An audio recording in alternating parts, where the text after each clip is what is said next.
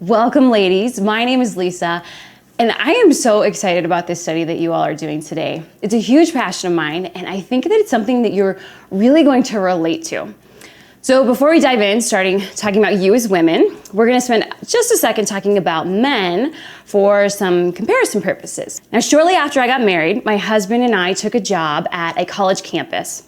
And my job was to be a resident hall director, which means that I took care of 160 women in an all-girls hall. It was awesome.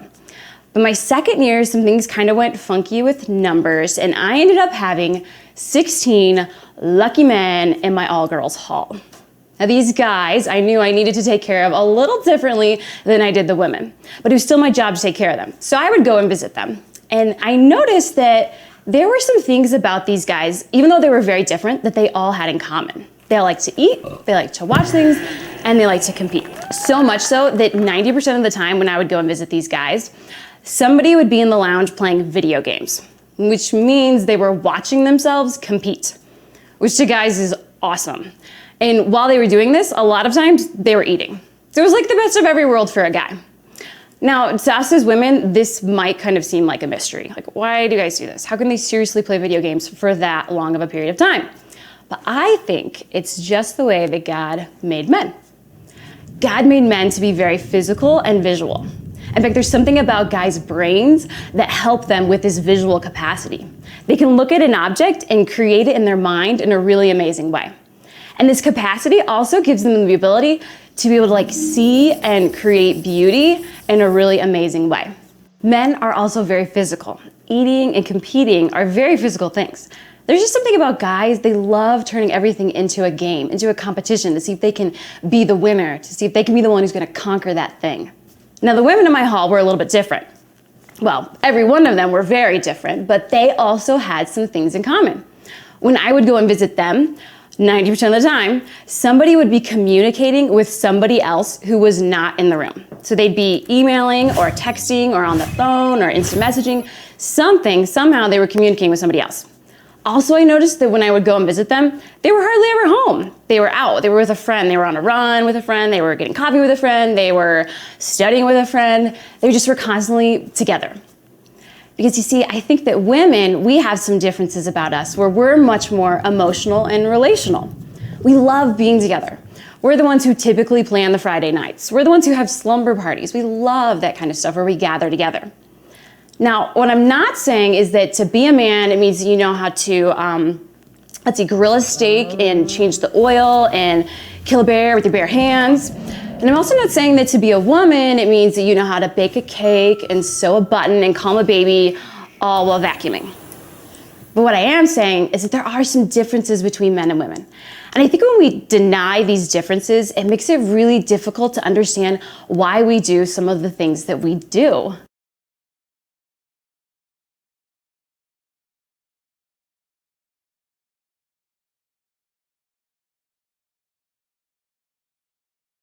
Now, I do think that there are some problems with these differences between men and women.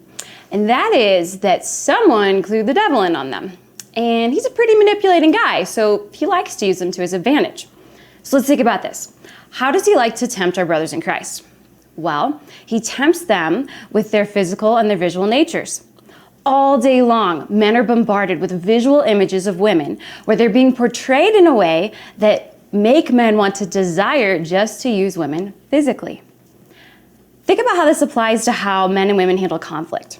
When you hear that two guys have been in a fight, what do you think?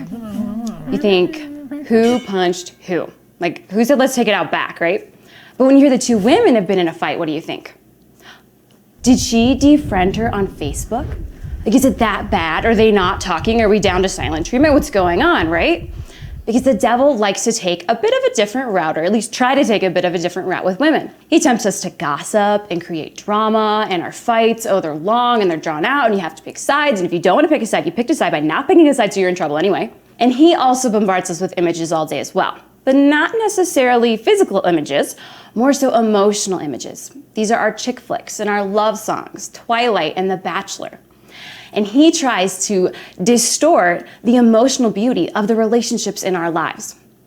Now, I learned about these two things from a little book called Love and Responsibility.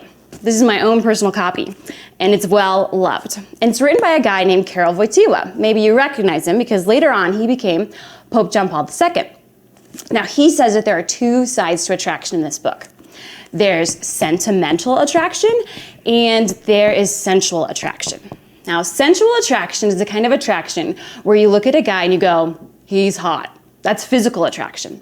Whereas sentimental attraction is the kind of attraction where you go, this guy's fascinating. I could spend hours with him. This is more of the emotional attraction. Now, both of these types of attractions, sensual and sentimental, are good and important, and they're necessary for attraction to turn into true, genuine love. But they're also a type of thing that can kind of get in the way. They're things that can prevent us from being able to achieve true, genuine love. Maybe you've seen this or even experienced this yourself. You've seen how physical attraction can get in the way of a relationship. But maybe you haven't thought so much about how emotional attraction can do the same thing if it's not used in its proper place. Now, the emotions are good. They're very important for a relationship. In fact, Pope John Paul II says in his book, Love and Responsibility, that sentimental love, or the emotional side of love, keeps two people close together. It binds them. Now, I'm married, and imagine if I said to my husband on my wedding day, honey, when I put on this ring and I said, until death do us part, I meant that. I will be with you, I'm here with you, this relationship, we're good. But you know those like butterfly things or those good feelings that people talk about when they're around the person that they love? I don't really have any of those. Like dead pulse, sorry, got nothing for you. Hope that's okay. It'd not be okay. I know my husband well enough, he would not appreciate that or enjoy that. So the emotions are good. But, and I'm going to quote Dr. Sri here in his book, Men, Women, and the Mystery of Love, which is a commentary on love and responsibility.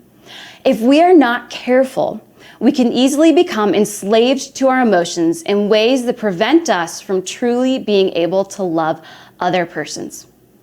We can become enslaved to our emotions. This is where we as women tend to struggle. Because of our more emotional and relational side, it's easy for us to become enslaved to our emotions. Let's take a look at what the Catechism has to say about the emotions. Paragraph 1774 in the Catechism says, emotions and feelings can be taken up in the virtues or perverted by the vices. So our emotions can either be taken and used for something good, or they can be taken and used for something negative or bad. Think about it this way. If you're at school and you see there's a new girl and she's over in the corner by herself and you think, oh, that poor girl, she doesn't have anybody to hang out with her, she has no friends, I should go over and talk to her and be her friend. That emotion of compassion is a good thing. It spurs you on to do something good. But let's say you hear that a friend of yours is talking behind your back and your reaction is, seriously, you want to play that way? Fine, I'm going to talk behind your back. Okay, now your emotions have been used in a negative way. Does that make sense?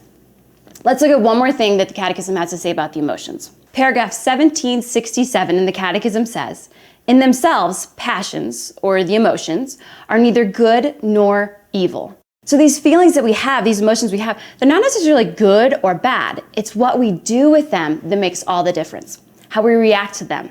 That's where it really matters. So right now, take a moment with your group and talk about a time where you've had an emotional reaction. And talk about whether or not it was a positive reaction or a negative reaction.